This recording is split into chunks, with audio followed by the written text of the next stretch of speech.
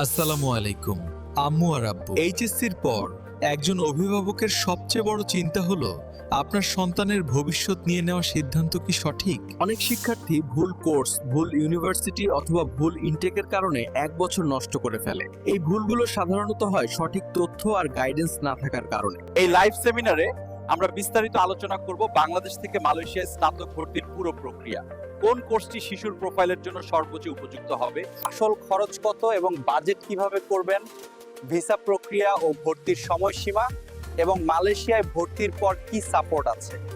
এটা কোনো recorded content না, এটা লাইভ সেমিনার যেখানে আপনি সরাসরি প্রশ্ন করতে পারবেন এবং সঠিক সিদ্ধান্ত নিতে পারবেন।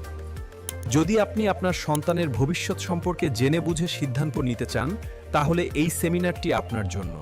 নিচে জয়েন নাও বাটনে ক্লিক করুন। ফর্ম পূরণ করে আপনার সিট কনফার্ম করুন। সিট সীমিত, সঠিক গাইডলাইন, সঠিক ভবিষ্যৎ।